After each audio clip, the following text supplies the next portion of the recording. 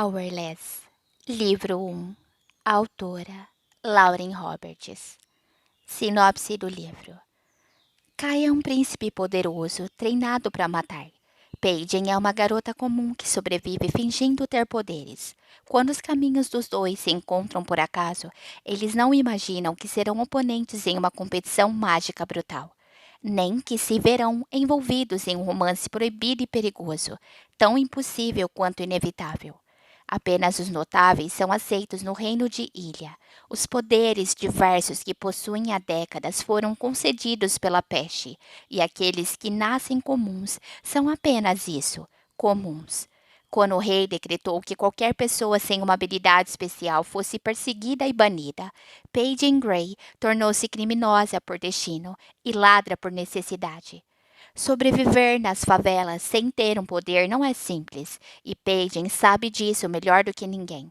Treinada para mentir, ela se apresenta como uma psíquica, camuflando-se da melhor forma possível em meio aos outros, até o dia em que salva a vida de Kai, um dos príncipes de Ilha. De repente, ela se vê convocada para as provas do expurgo, uma competição destinada a exibir os poderes dos notáveis, exatamente o que ela não tem. Para piorar, Kai é um dos seus oponentes e fica cada vez mais difícil ignorar a atração que cresce entre os dois. A realidade é que se as provas não matarem Paige, Kai certamente o fará quando descobrir que ela é completamente comum. Capítulo 1. Paige. Um líquido espesso e quente escorre pelo meu braço. Sangue. Engraçado. Não lembro do guarda me cortando com a espada antes que meu punho acertasse o rosto dele. Apesar de ser um relâmpago, pelo jeito ele não conseguiu se mover mais depressa do que o meu gancho de direita em seu maxilar. O cheiro de fuligem incomoda meu nariz, me obrigando a tapá-lo com a mão suja para impedir um espirro. Seria uma forma muito idiota de me flagrarem. Quando tenho certeza de que meu nariz não vai alertar os imperiais que espreitam logo abaixo, volto a encostar a mão na parede imunda em que minhas costas estão apoiadas, com os pés firmes do lado oposto. Depois de uma inspiração profunda, que quase me faz engasgar com a fuligem, volto a subir lentamente. Minhas coxas ardem quase tanto quanto o nariz, mas me forço a continuar espremendo o corpo para cima, ainda me controlando para não espirrar. Escalar uma chaminé por dentro não era exatamente o que eu tinha planejado fazer hoje à noite. O espaço apertado me faz suar, mas engulo medo e subo até o topo, morrendo de vontade de trocar as paredes imundas por uma noite estrelada. Quando a minha cabeça finalmente irrompe, engulo com avidez o ar espesso e dou um impulso para pular a borda da chaminé, sentindo o bombardeio imediato de uma nova mistura de cheiros, muito mais desagradáveis do que o fedor de fuligem grudado no meu corpo, nas minhas roupas e no meu cabelo. Suor, peixe, temperos e provavelmente algum fluido corporal se misturam para criar o aroma que envolve a alameda dos larápios. Me equilibrando no topo da chaminé, semicerro os olhos na escuridão do telhado para inspecionar meu braço pegajoso. Sem a dor penetrante que costuma acompanhar um corte de espada, eu quase tinha me esquecido de examiná-lo. Rasgo um pedaço da camiseta suada grudada no corpo e uso o pano para limpar o corte. A Dina vai me matar por estragar a costura. De novo. É uma surpresa quando não sinto a familiar pontada de dor ao esfregar o braço com tecido áspero, limpando aquela coisa grudenta sem a menor paciência. E é então que sinto o cheiro. Mel. O mel dos pães doces dos bolsos do meu colete esfarrapado, escorrendo e pingando, me fazendo achar que era sangue. Suspiro, revirando os olhos. Mas é uma surpresa bem-vinda. Até mesmo ficar com a roupa encharcada de mel era melhor do que tentar limpar sangue. Respiro fundo e olho por cima das construções se desfazendo em ruínas, envoltas nas sombras lançadas pelos postes de luz trêmula que salpicam as ruas. Não há muita eletricidade na favela, mas o rei nos cedeu generosamente alguns postes com lâmpadas. Graças aos volts, aos eruditos que usaram suas habilidades para criar uma rede elétrica sustentada. Preciso de um esforço excepcional para permanecer nas sombras. À medida que se avança para longe da favela, as lojas e casas vão ficando cada vez maiores e em melhores condições. Barracos se transformam em casas, casas em mansões, seguindo até a construção mais intimidante de todas, forçando a vista da escuridão. Mal consigo enxergar as torres enormes do Castelo Real e a cúpula da arena esférica ao lado. Meus olhos se voltam para a rua que se desenha à minha frente e examino as construções precárias ao redor. A Alameda dos Larápios é o próprio coração da favela, bombeando o crime e o tráfico por toda a cidade. Percorro com o olhar as dezenas de becos e vias que se ramificam, me perdendo no labirinto urbano, antes de dirigir um suspiro, um pequeno sorriso à sua familiar abaixo de mim. Meu lar. Mais ou menos. Tecnicamente, um lar implica um teto acima da cabeça, mas é muito mais divertido olhar para as estrelas do que para um teto. Eu sei porque já tive um para analisar toda a noite, quando não precisava da companhia das estrelas. Meu olhar traiçoeiro varre a paisagem até a área onde fica a minha antiga casa, espremida entre a Rua dos Mercadores e a Rua dos Olmos, onde provavelmente uma pequena família feliz está sentada em volta da mesa de jantar, rindo e falando sobre o dia. Ouço uma pancada seguida por murmúrios que me arrancam dos pensamentos ressentidos. Fazendo força para ouvir, mal consigo identificar a voz abafada e profunda do guarda que dispensei gentilmente das obrigações há pouco tempo. Veio por trás de mim em silêncio, feito um camundongo. Quando eu percebi, levei um tapinha no ombro e um soco na cara. Uma voz feminina, muito irritada e aguda, ecoa subindo pela chaminé. Você é um relâmpago. Pelo amor da peste, não deveria ser rápido algo do tipo? Ela suspira. Você conseguiu dar uma olhada no rosto da pessoa antes de deixar que me roubasse? De novo. Só vi os olhos, murmura o guarda. Azuis, muito azuis. A mulher bufa irritada. Grande ajuda. Agora vou parar todo mundo na rua para ver se os olhos combinam com essa descrição detalhada. Muito azuis. Contém um sorriso quando ouço um estalo na outra extremidade do cômodo, seguido por um coro de passos abafados, pelo gemido da madeira apodrecida se movendo sob vários pares de botas. Deduzo imediatamente que mais 3 guardas se juntaram à caçada. E essa é a minha deixa. Pulo da chaminé e seguro na beirada do telhado, balançando as pernas até me pendurar sobre a rua. Soltando todo o ar, abro as mãos e mordo a língua para não gritar, quando a gravidade me puxa para o chão. Com uma pancada suave, caio sem elegância em uma carroça cheia de feno. A palha me espeta através da roupa, como uma das almofadas de alfinetes de Adina, e uma nuvem de fuligem e feno sobe na brisa da noite quando salto para a rua.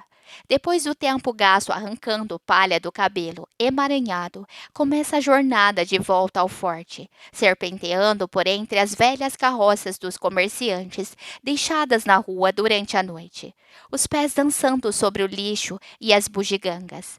Larápios, encostados nas paredes dos becos ou enfiados entre as construções, trocam sussurros quando eu passo. Sinto o peso da adaga enfiada na bota e relaxo com o conforto do aço frio ao passar por grupos de outros sem teto, amontoados na noite. Dá para ver o brilho fraco dos campos de força roxos que protegem alguns, mas outros não têm sequer uma habilidade que os permita dormir em paz, o que é exatamente o que os leva a chamarem a favela de lar. Ando a passos rápidos e seguros enquanto meu olhar varre os becos, jamais baixando a guarda.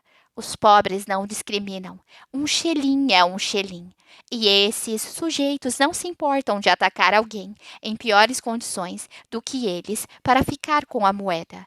Vários guardas cruzam meu caminho, enquanto sigo em zigue-zague pelas ruas, me obrigando a desacelerar para me afastar deles. Cada loja, cada esquina e cada rua foi agraciada com a presença de policiais maliciosos com uniformes brancos. Esses imperiais violentos foram postos ao longo de toda a Alameda dos Larápios, por decreto do rei, devido ao aumento da criminalidade, o que certamente não tem nada a ver comigo. Entro em um beco menor, aparentemente sem saída, e avanço até o final. Em um canto, vejo uma barricata feita de carroças quebradas, papelão, lençóis velhos e só a peste sabe o que mais. Antes mesmo de chegar à pilha de lixo que chamamos de lar, um rosto meio escondido por cachos revoltos que descem até os ombros surge por cima do forte. Conseguiu? Desdobrando as pernas compridas, ela se levanta sem esforço e atravessa a parede de 1 metro de altura da nossa barricada de lixo sem pensar 2 vezes. Depois, vem correndo na minha direção com tanta esperança nos olhos que seria de imaginar que eu lhe oferecia um teto de verdade e uma refeição quente. Porém, ainda que eu não possa lhe dar isso, tenho uma coisa muito melhor, na opinião dela. Solto o suspiro. Você me ofende duvidando de mim, Adina?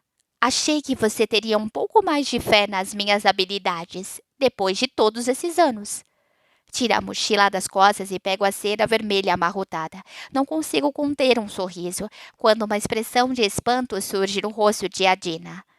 Ela arranca a seda das minhas mãos, ávida, passando os dedos pelas dobras macias do tecido, espiando entre os cachos que pendem diante dos olhos castanhos esverdeados. Ela me encara como se eu tivesse erradicado a peste com as minhas próprias mãos, e não apenas roubado um tecido de uma mulher que não vive lá muito melhor do que a gente. Como se fosse um feito heróico, não vilanesco. O sorriso de Adina é tão radiante que poderia competir com o sol sobre o deserto escaldante. Pei, você faz milagre com essas suas mãos leves, sabia? Ela envolve meu pescoço, me esmagando em um abraço que faz mais mel escorrer pelo colete e se espoçar nos meus bolsos. Por falar em mão leve, consigo me soltar para enfiar as mãos nos bolsos. Pego 6 pãezinhos doces pegajosos e amassados, só um pouquinho menos apetitosos agora que foram polvilhados com feno. A Dina arregala os olhos antes de pegar um pãozinho na minha mão, com a mesma avidez com que segurou o tecido. Ela se vira no meio da mordida e vai até o nosso forte resoluto, se jogando nos tapetes ásperos e descoloridos dentro da barricada. Em seguida, dá um tapinha no lugar ao seu lado, cheia de expectativa. Diferentemente dela, eu pulo sem qualquer elegância por cima da parede do forte, antes de me sentar. Aposto que Maria não ficou muito feliz por ter sua loja assaltada. De novo. A coitada deveria mesmo melhorar a segurança. A Dina mastiga um pão doce com um sorriso torto, se juntando às migalhas grudadas no rosto. Apesar de eu ter roubado a mulher no mínimo 1 vez por mês nos últimos anos, por enquanto ela só conseguiu concluir que sou um ele. Pelo menos está tentando. Na verdade, digo, dando de ombros. Maria conseguiu que mais 2 imperiais fossem postados perto da loja, além dos de sempre. Ela deve estar ficando cansada de todos os pãezinhos doces roubados, ano após ano. A Dina semicerra os olhos ao ver o meu sorriso. Graças à peste não te pegaram, Pei. Assim que a frase ressoa pelos lábios dela, meu maxilar trinca instintivamente, enquanto o dela permanece aberto no meio de uma mordida.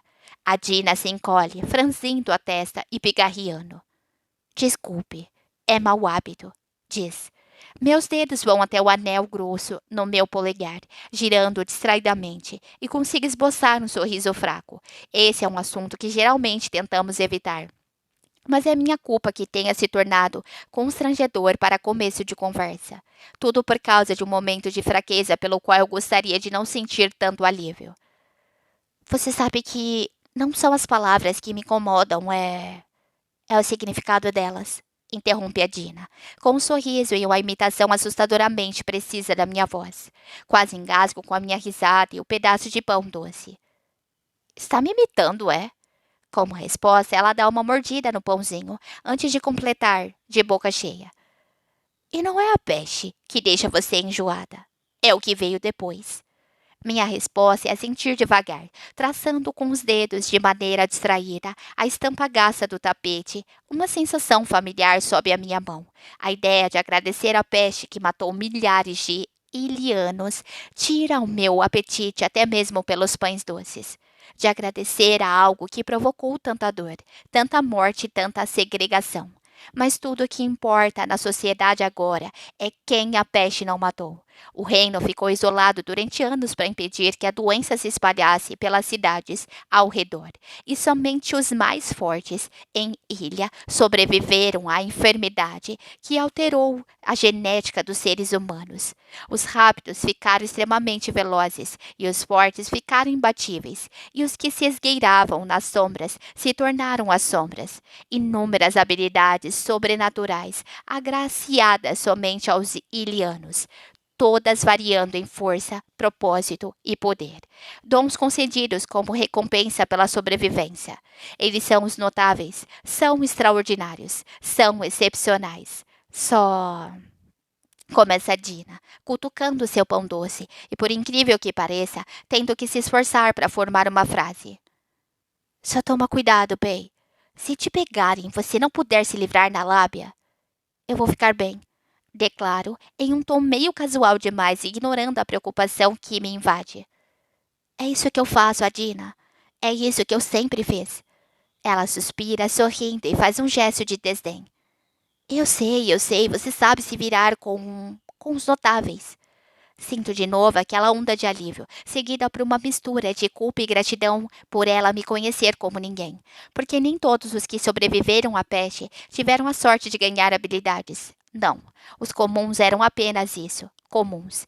E nas décadas depois da peste, os comuns e os notáveis viveram em paz, até que o rei, Edward, decretou que os comuns não pertenciam mais ao seu reino.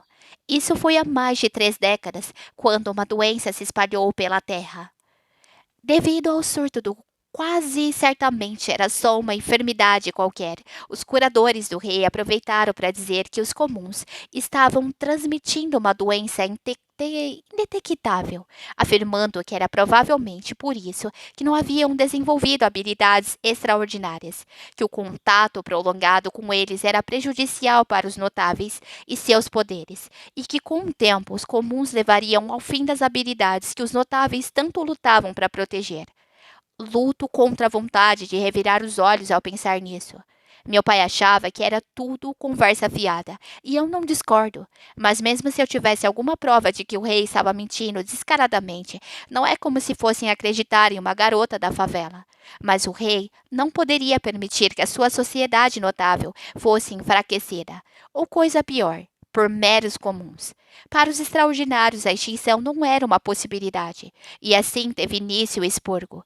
Mesmo agora, décadas mais tarde, as histórias dos corpos espalhados na areia sob o sol escaldante são contadas em tom casual em volta de fogueiras, contos de terror sussurrados entre as crianças. A mão pegajosa de Adina se fecha sobre a minha, os dedos cobertos de mel, doces como o sorriso largo que ela dirige a mim. Meu segredo está guardado no brilho dos meus olhos, na lealdade estampada em sua expressão. Passei uma parte muito grande da minha vida conformada com o fato de que nunca viveria algo verdadeiro de novo, que toda amizade seria falsa, que toda gentileza seria calculada. Esconda seus sentimentos, esconda o medo e, mais importante, esconda-se por trás da sua máscara. Ninguém pode saber, Paige. Não confie em ninguém, só nos seus instintos. A voz suave do meu pai ecoou estranhamente ríspida na minha cabeça, lembrando-me de que cada parte da minha vida deveria ser uma mentira e que a garota sentada à minha frente deveria ser enganada, como o restante do reino. O egoísmo só tomou conta da minha sanidade por uma única noite, mas foi o suficiente para colocar nós duas em perigo. Certo. Chega de falar sobre a peste, diz a Dina, alegre, examinando o beco antes de acrescentar. E sobre a sua situação? Não me dou ao trabalho de reprimir um suspiro de descontentamento. Parece que 2 anos não foram tempo suficiente para você treinar a sua sutileza, Dina. Duvido que ela esteja sequer me escutando. Duvido que consiga se concentrar em qualquer coisa além do tecido que agora desliza entre seus dedos. Com os olhos castanhos esverdeados, examinando o material da costura, a Dina abandona o assunto anterior para falar sobre as peças que fará com a seda nova. Suas mãos marrons calorosas mergulham nos retalhos sobre a luz tremeluzente do poste, dobrando beiradas, prendendo alfinetes nos cantos e furando os dedos, o que a faz xingar. Entramos no tipo de conversa fácil que só acontece depois de vários anos sobrevivendo lado a lado nas ruas, o que facilita a interpretação das palavras emboladas que a Dina solta enquanto segura os alfinetes entre os lábios. Deito-me finalmente relaxando, enquanto observo seus dedos firmes e a testa franzida. A Dina, concentrada demais no trabalho para dormir. Uma pontada de dor na cintura me faz abrir os olhos de repente, esquecendo o sono, sentindo a pedra afiada que brota do piso do beco, resmungando, grogue. Escuta o que estou dizendo. Um dia desses vou roubar uma cama. A Dina revira os olhos exatamente como em todas as noites em que faço a mesma promessa vazia. Só acredito vendo, Pei. Responde, cantarolando. Já me revirei de um lado para o outro mais ou menos umas 20 vezes, quando um cobertor áspero e embolado me atinge na cabeça. Se você não parar de se mexer, juro que vou te costurar na porcaria do chão, diz a Dina com a doçura de um pãozinho coberto de mel. Só acredito vendo. Capítulo 2. Cai. Uma bola de fogo passa próxima ao meu rosto, quase queimando meu cabelo. Mal tenho tempo de me abaixar quando sinto uma segunda onda de calor vindo na minha direção. Pela peste, Kitty, está com um humor maravilhoso hoje. Virando-me na ponta dos pés, vejo outra esfera se aproximar enquanto a familiar sensação de adrenalina me invade. Lanço um escudo de água ouvindo o fogo sibilar antes de desfazer em uma mera nuvem densa de vapor. Kitty semicerra os olhos, tentando me encontrar em meia fumaça, e os arregala quando trombo subitamente com ele. Nós caímos e eu o prendo no chão, levantando um punho flamejante e mirando seu rosto. Vai se render? Não consigo deixar de sorrir. Ele dá uma risada, o olhar saltando entre meu rosto e meu punho em chamas. Se eu disser que não, você vai realmente me dar um soco, irmãozinho? Pergunta ele. Apesar do fogo queimando a centímetros de distância, os olhos verdes de Kitty brilham com diversão. Achei que depois de tanto tempo você já saberia a resposta. Sorriu de leve enquanto recuo mais o punho, preparado para a golpear. Está bem, eu desisto, exclama Kitty rapidamente. Mas só porque não quero que o coitado do L precise consertar outro nariz quebrado de um de nós. Dou um sorriso sinistro, pensando na expressão do curador do rei se a gente chegasse com mais um osso quebrado. Depois de ficar de pé, estendo uma das mãos para Kitty, ainda esparramado no chão. O sorriso dele não é muito convincente quando diz: Pela peste, Kai, você é melhor com os meus poderes do que eu. E é por isso que você vai governar o país. Digo, simplesmente. E eu vou travar as batalhas, distraindo o inimigo com a minha beleza ofuscante. Está dizendo que eu não conseguiria distrair o inimigo com a minha beleza ofuscante? Que te dá uma gargalhada, fingindo estar ofendido. Estou dizendo que nós somos só meios irmãos. Infelizmente, isso significa que você só tem metade do meu charme. Ele ri de novo. Segundo essa lógica, então acho que você só tem metade da minha inteligência. Graças à peste. As palavras mal saem da minha boca quando ele me empurra rindo. Seguimos pelo caminho desgastado entre os círculos de terra usados para o treinamento no castelo. Imperiais e os outros notáveis de status mais elevado continuam treinando enquanto passamos, a maioria usando as suas habilidades e poucos contando com armas. Vejo cabeças se virando na nossa direção e olhares queimando a minha pele, espelhando o sol que nos ilumina. Ignoro e inspiro o cheiro familiar do campo de treinamento. Literalmente sangue, suor e lágrimas. Antes de pegar uma espada, com o suporte de armas e jogar outra para Kitty, cuja expressão só pode ser descrita como exasperada. Você sabe que eu sempre prefiro lutar com armas do que com habilidades. Digo em resposta ao olhar de repreensão dele, equilibrando a espada distraidamente. Kitty avança para o centro do círculo enlameado, praticamente revirando os olhos. Eu sei muito bem como você adora me bater com uma espada. Giro o pulso, brandindo a lâmina enquanto começamos a circular um ao redor do outro. Por acaso esse é um dos meus passatempos preferidos, sim. Avanço sem aviso, batendo a minha espada na dele, de cima para baixo, provocando um choque que sobe pelo meu braço. Tá vendo? Não é divertido? Kit trinca os dentes diante do meu ataque. Fascinante. Entro em um transe familiar, deixando os pés dançarem no ringue enquanto lutamos, o ritmo me absorvendo. Minha mente se esvazia, meu corpo vibra com energia. Sempre me senti mais vivo ao lutar. Foi para isso que nasci. Foi o que me manteve são durante os anos de treinamentos e estudos. Um rei ignorante é um rei morto.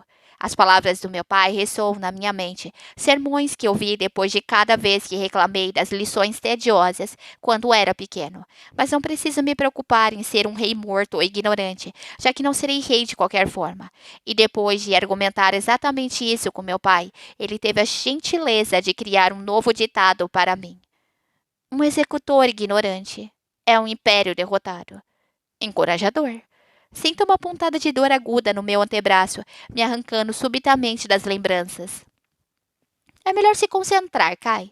Ou eu posso mesmo derrotar você. Kate está com uma expressão de triunfo que eu pretendo acabar com ela. Eu não gostaria de ver o meu futuro executor vacilando no trabalho. Antes que Kit possa terminar de falar, já estou empurrando a espada dele contra o chão, prendendo-a embaixo da minha e me posicionando atrás dele. Em um movimento rápido, dou um chute para cima, fazendo uma adaga deslizar da bota e encostar a ponta afiada nas costas dele. Desculpe. O que foi mesmo, Vossa Majestade? Solto e ele se vira enquanto faço uma referência, ao mesmo tempo que enfia a adaga de volta na bota. Isso rende um empurrão que quase me faz cambalear, e que eu devolvo na mesma intensidade quando Kit dá um risinho. Seu cabelo loiro sujo está muito mais sujo do que loiro no momento, com croças de lama por ter rolado no chão do ringue. Nossas camisas foram abandonadas há muito tempo, no calor do verão, e assim como eu, o peito bronzeado dele está todo suado. É quase cômico o quanto óbvio é que somos apenas meio-irmãos. Além das diferenças físicas, eu não tenho o jeito atencioso de Kit, e ele não tem a minha impassibilidade. Ele é paciente, gentil e perfeito para o trono que o espera, assim como eu sou perfeito para o campo de batalha. Ele é um rei. Eu sou um assassino. Kai, você está me ouvindo? Kit parece ao mesmo tempo preocupado e entretido enquanto estala os dedos na frente do meu rosto. Pela peste! Quanto sangue você perdeu? Acompanho seu olhar e vejo filetes vermelhos escorrendo do ferimento no meu braço, serpenteando entre os nós dos dedos e pingando das pontas. Bom, parece que graças a você, o L não vai ter o dia de folga, afinal. Viro o rosto para Kate, esperando alguma resposta engraçadinha, mas só encontro seus olhos fixos no campo de treinamento. Ora, veja só quem não está prestando atenção agora. Meu olhar segue o dele até a figura que anda em nossa direção, com a roupa de couro grudada em cada curva do corpo e o cabelo lilás balançando ao vento. Ah, olha só! A Blair babaca. Falo baixinho, antes que ela chegue fazendo Kate conter uma risada. Olá, garotas. A voz dela é como gelo, fria e monótona. Como está indo o treinamento? Ela nos analisa da cabeça aos pés preguiçosamente antes de voltar a nos encarar com um sorriso torto surgindo nos lábios. Está se preparando para as provas, Kai? Não que eu precise me preparar. Blair alarga o sorriso devagar. Imaginei que o futuro executor fosse querer vencer para causar uma boa impressão ao reino. Ela fica muito interessante nas próprias unhas de repente, fingindo indiferença. Passa a mão pelo cabelo, soltando um suspiro entediado. E planejo fazer exatamente isso. Ela oferece um sorriso que não é nem um pouco doce. Espero que sim, já que você é o melhor notável em décadas. Ou pelo menos é o que dizem. Pelo amor da peste, lá vamos nós. Kit dá um passo à frente e põe a mão no peito, como se estivesse ferido. Nossa, Blair, vou me lembrar desse comentário quando eu for rei. Ah, eu feri o seu orgulho, Kit. Ela faz beicinho para ele antes de voltar a atenção para mim. Cá entre nós, acho que eu é que vou vencer as provas. Solta uma risada forçada antes de analisar o seu corpo pequeno. E por que você tem tanta certeza de que sequer vai competir? Pergunto, sabendo muito bem que de fato ela irá. Com um movimento rápido, Blair faz uma adaga voar do suporte de armas em resposta ao meu comentário. Antes que eu pisque, a arma está suspensa no vazio, encostada na minha jugular. Ela avança na minha direção até restar apenas alguns centímetros entre nós e sussurra. Como filha do general, acho que tenho uma boa chance de participar das provas. E você? Blair solta uma risada e força a faca flutuante contra a minha garganta, enfatizando o argumento. O zumbido de dezenas de poderes lateja no meu sangue, todos pertencentes àqueles que treinam no pátio. Forço-os a se aquietarem, me concentrando no poder de Blair e sentindo vibrar sobre a minha pele, me incitando a agarrá-lo. Blair é uma poderosa Tele, e seu espetáculo com a adaga é uma mera demonstração do que ela é capaz de fazer com a mente. Minha tem a sensação de formigamento que a sua habilidade e a deixa tomar conta de mim, arranhando a superfície. E então eu me torno a habilidade. Assim como fiz com o poder dual de Kit, de fogo e água. Assim como posso fazer com qualquer um ao meu redor. Meu sorriso está frio quando giro a adaga no ar e a empurro contra o couro duro que protege o coração de Blair, usando apenas a minha mente. Bom, então é melhor você começar a treinar. Digo baixinho, antes de abrir mão da habilidade, deixando a adaga cair no chão, como uma pancada surda. Não me dou ao trabalho de dizer mais nada antes de me virar e seguir em direção ao castelo. Kitty caminha em silêncio ao meu lado, aparentemente tão perdida em pensamentos quanto eu, quando atravessamos o portão. Faltando apenas 2 semanas para as provas, parece que não posso mais ignorá-las e o meu papel nelas. O cheiro de frango assando e batatas vindo da cozinha é o suficiente para roubar a minha atenção. Olho para Kitty, que preserva um silêncio incomum antes de me virar e passar pela porta da cozinha. Boa tarde, senhoras. Dou um sorriso rápido para as cozinheiras e serviçais que preparam o jantar. Sentiram a minha falta? Cantarolo, pulando para me sentar em uma bancada e me apoiando nas palmas das mãos. Capto o olhar de algumas garotas serviçais antes de elas ficarem vermelhas e voltarem ao trabalho, trocando sussurros e risinhos. O calor da cozinha me acerta como uma onda, envolvendo e cobrindo a minha pele já molhada de suor. Minha pele. Passa a mão pelo cabelo antes de descê-la pelo rosto, sem me incomodar com a percepção de que estive andando por aí, sem camisa, depois de abandoná-la no centro de treinamento imundo. Um hábito que nem mesmo meu pai conseguiu me fazer abandonar. Kitty aparece por trás da quina da parede com um sorriso no rosto. Acho que sentiu o cheiro da minha comida preferida. Você é um amor, Gale. Ele vai até a cozinheira mexendo em uma panela cheia de purê cremoso sobre o fogão quentíssimo, a pele escura brilhando de suor. A mulher não consegue evitar um sorriso ao ver a expressão que ilumina o rosto de Kitty. Ah, não pense que eu fiz isso para você, Kitty. Purê de batata é a minha comida preferida também. Ela sorri, dando-lhe um tapinha na bochecha antes de se virar e continuar cozinhando. Seu olhar encontra o meu, então se fixa no meu braço e no ferimento que esqueci que ainda estava sangrando. Balançando a cabeça, Gale diz, séria. Acho melhor você não sujar a minha bancada de sangue, Kai. Abre um sorriso. Não seria a primeira vez. A cozinheira balança a cabeça, lutando para segurar um sorriso. Gale vem dando comida e petiscos extras a nós dois, desde que éramos meninos correndo pelo castelo, com apenas metade das roupas. Coisa que obviamente ainda fazemos. Ela testemunhou muitas disputas pelo último pão doce, com coberturas de mel, nessa mesma cozinha. Faz um tempo que vocês dois não me visitam. Gale acrescenta a tempero às batatas. Enjoaram de mim, é? De você sim, mas nunca da sua comida. As palavras mal saem da minha boca quando um bocado de batata voa na direção do meu rosto. Não tenho tempo de nem energia para desviar antes que o purê se junte à lama e à terra. Com a gente nunca existe um momento chato, não é? Diz Kate, encostado em uma bancada, me observando enquanto tento tirar o purê grudado no cabelo. Pulo da bancada e vou até a cozinheira, dando-lhe um beijo no rosto. É sempre um prazer, Gale. Estendo a mão por trás dela e pego uma maçã no cesto de frutas, dizendo: Estou ansioso pela nossa próxima guerra de comida. Depois de jogar uma maçã para Kitty, esfrego outra na calça antes de mordê-la. Príncipe Kai? Fico tenso, suspiro e me viro para a voz atrás de mim. Um garoto me olha nervoso, com as mãos repuxando a bainha da camisa. Levanta as sobrancelhas com impaciência evidente. O rei solicita a sua presença na sala do trono. Capítulo 3. Paging. A roda de uma carroça passa por cima dos meus dedos dos pés. Contém um grito, mas não me incomoda em silenciar o palavrão direcionado ao comerciante distraído que está atropelando pessoas caminhando no caminho afora. O dia está começando muito bem. Dormi mal essa noite, me revirando e me remexendo enquanto entrava e saía de pesadelos recorrentes. Imagens do meu pai morrendo enquanto a única coisa que eu podia fazer era segurar a sua mão.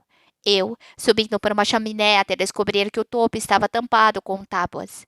A Dina, a última pessoa que me resta no mundo, sendo arrastada para longe de mim, gritando. Em algum momento, entre os inúmeros pesadelos, a Dina tentou sem sucesso me acordar, me sacudindo. Rolei para o lado com um gemido, tentando me agarrar ao pouquinho do sono abençoado que consegui roubar. Posso ser uma ladra, mas o meu descanso é o que vive sendo roubado. Persistente por natureza, a Dina mudou de estratégia, decidindo me bater com pedaços de tecido áspero até eu finalmente me render. O sol, preguiçoso como sempre, está se esforçando para espiar por cima das construções destruídas, envolvendo a alameda dos larápios em sombras matinais, enquanto vou andando pelo calçamento de pedras irregulares. À medida que a rua vai despertando com a agitação e o barulho dos comerciantes pechinchando e dos mendigos implorando para qualquer um que olhe para eles, eu me misturo facilmente ao caos da favela. Minhas mãos estão coçando para pegar alguma comida que acalme o ronco do meu estômago e que eu possa levar para a Dina. Avalio a rua em busca da próxima vítima infeliz, quando... Tem alguma coisa errada. 14. Apenas 14 imperiais na rua. Mas deveria haver pelo menos 16 hoje. Eu sei disso, já que memorizei os turnos de serviço. Vejo cabeça de ovo e nariz de gancho nos lugares de sempre, do lado de fora da loja da Maria, além de vários outros imperiais, com nomes igualmente adequados, com as máscaras de couro branco escondendo metade dos rostos. É meio difícil pensar em apelidos criativos para os babacas. Por isso, me orgulho dos poucos que inventei. Normalmente, o fato de haver menos guardas seria um alívio, e talvez sejam as minhas habilidades psíquicas atuando, mas fico preocupada. Meu estômago ronca raivoso, impaciente como sempre. Primeiro, comida. Depois, a sensação esquisita. Ando facilmente zigue-zague pela multidão, pegando maçãs da carroça que passou em cima do meu pé. Uma vingança doce como a fruta crocante que mordo. Encostada na parede decadente de uma loja, vejo que parece ser um aprendiz pechinchando com um comerciante. Observo enquanto ele encara o vendedor, irritado, antes de jogar várias moedas para ele e pegar um bocado de algo que só pode ser couro preto. Fixo o olhar nos xilins que rolam em cima da carroça, contando-os rapidamente, até descobrir que são moedas demais para comprar apenas couro. Ele está com pressa. Por isso se dispõe a pagar o dobro do que deveria em vez de perder tempo negociando, e tem dinheiro para gastar. O alvo perfeito.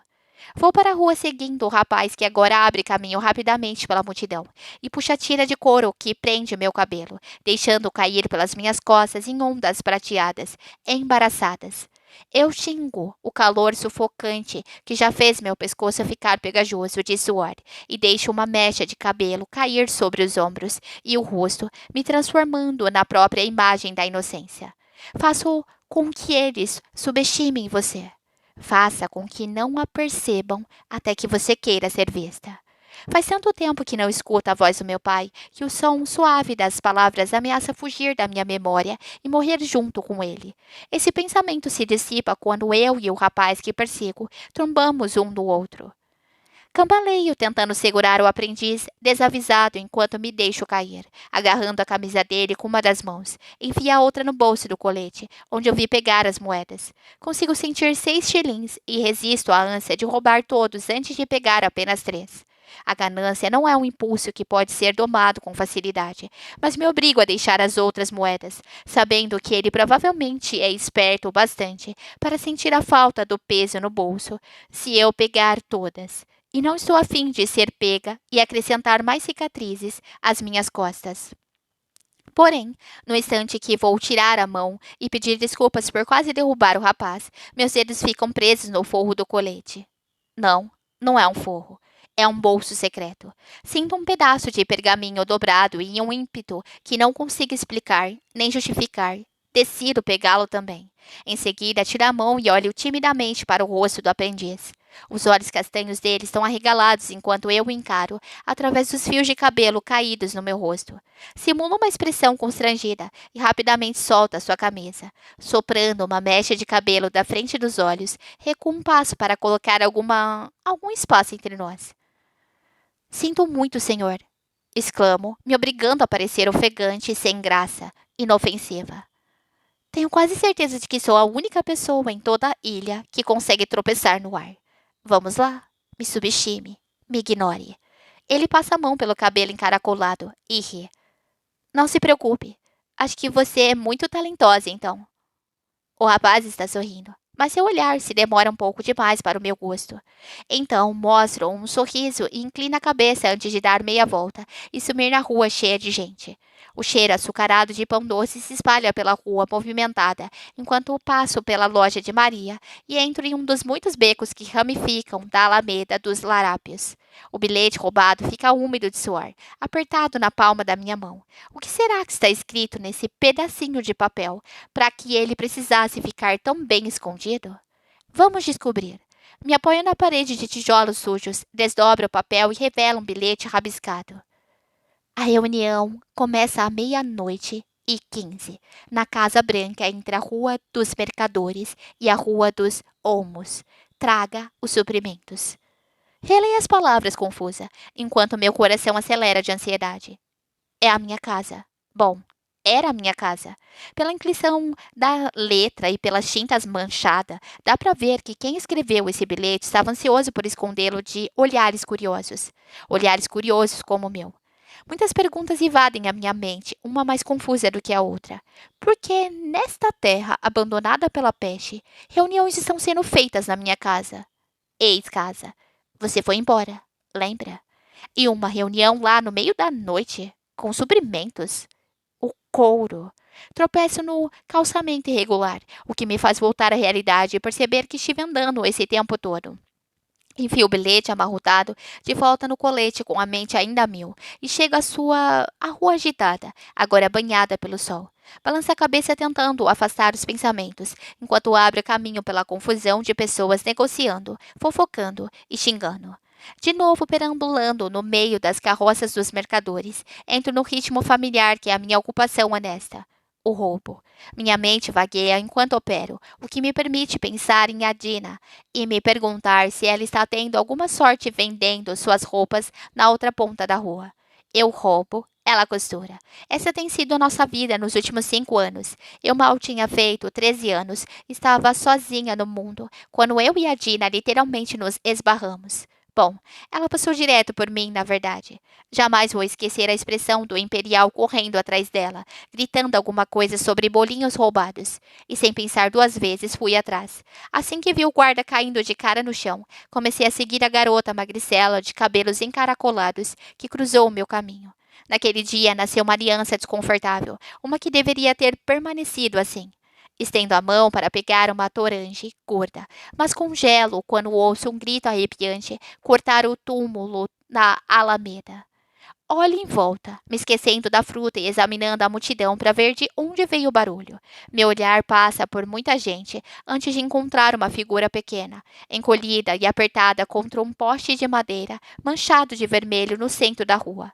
O imperial está parado com um chicote na mão, junto do menino, encarando com uma satisfação repugnante, estampada no rosto. Conheço muito bem essa expressão. Já fui a criança sangrando muitíssimas vezes. Ele foi pego. Me pergunto o que deve ter roubado, o que poderia justificar o espancamento. Uma fruta? Talvez algum xilingue, o comerciante? Eu me lembro da sensação de estar desamparada, meu corpo desabando sobre o poste, tremendo a cada estalo do chicote enquanto mordia a língua para não chorar. A dor passa, mas as cicatrizes permanecem como lembretes do que não fazer. Os pequenos sempre são pegos, são necessitados demais. Ainda não aprenderam a controlar a cobiça nem a conviver com a fome, o que faz deles alvos fáceis para os imperiais usarem como exemplo. Não há nada que você possa fazer por ele. Preciso repetir essas palavras mentalmente para garantir que meus pés não me levem até o garoto, porque fiz isso uma vez. Tentei interferir e ajudar uma menininha que me lembrou de mim mesma. totalmente apavorada, mas ao mesmo tempo totalmente decidida a jamais demonstrar isso. Quando ela me encarou, o fogo em seu olhar refletiu o meu. No fim das contas, minha tentativa de ajudar terminou com algumas chicotadas extras em nós duas. Faço uma careta e dou as costas para a cena horripilante, mas acabo trombando com o uniforme formal abarrotado e ergo o olhar para o imbecil que o está vestindo. O imperial me olha de cima, com diversão brilhando nos olhos cercados pela máscara branca. Mesmo apartando ter pelo menos 10 anos a mais do que eu, com cabelo loiro se espetando para todos os lados, ele se demora percorrendo preguiçosamente meu corpo com um olhar. Morda a língua antes que possa dizer alguma coisa, da qual ele provavelmente fará com que eu me arrependa. Os imperiais não são conhecidos por serem cavalheiros quando se trata de garotas, ou de qualquer pessoa, por sinal, e não pretendo descobrir se ele é uma exceção. Mil perdões, senhor. Acho que hoje estou mais estabanada que o normal, digo, planejando a minha escapada para o meio da multidão.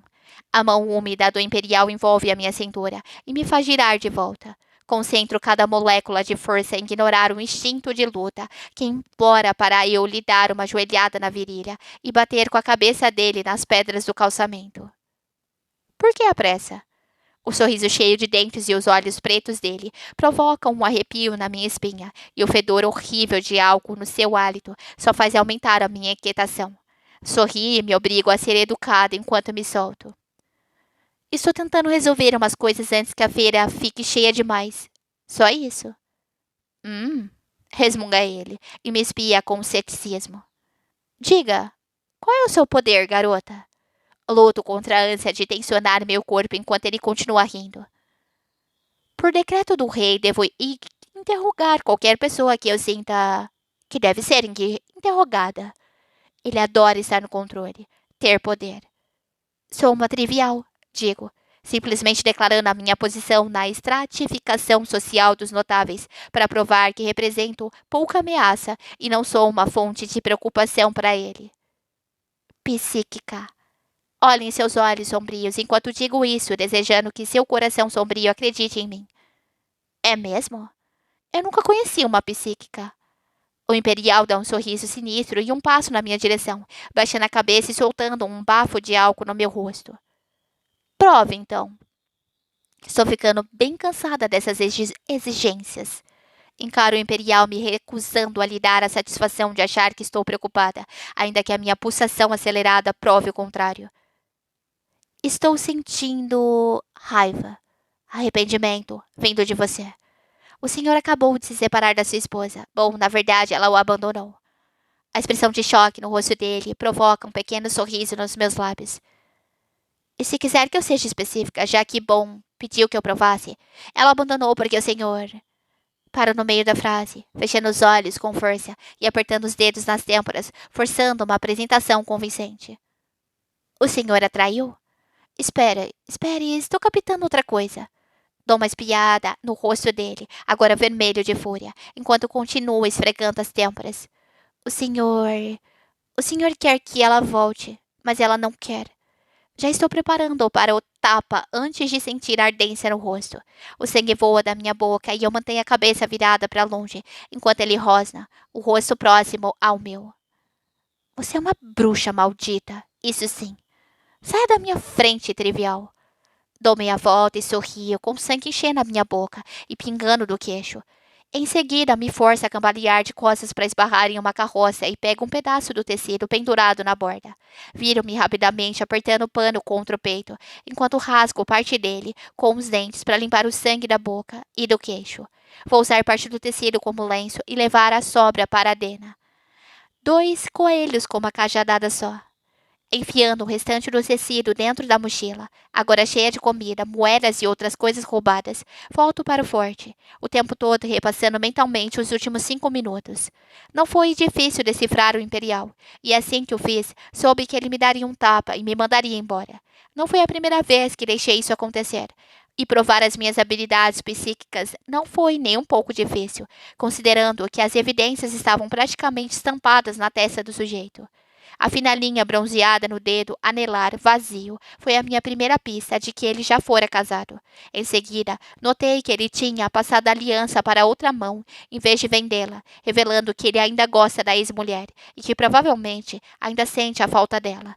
O cabelo desgrenhado, o uniforme amarrotado e o hálito de uísque só enfatizam que ele com certeza é um homem que mora sozinho, sem uma esposa que o deixe apresentável. Os homens provavelmente seriam extintos, sem as mulheres para cuidar deles. Quanto à parte da traição, bom, foi mais um palpite baseado no modo como olhou para mim, além da reputação espetacular que os imperiais criaram para si. Sem dúvida, minha suposição acertou o alvo, provocando um tapa.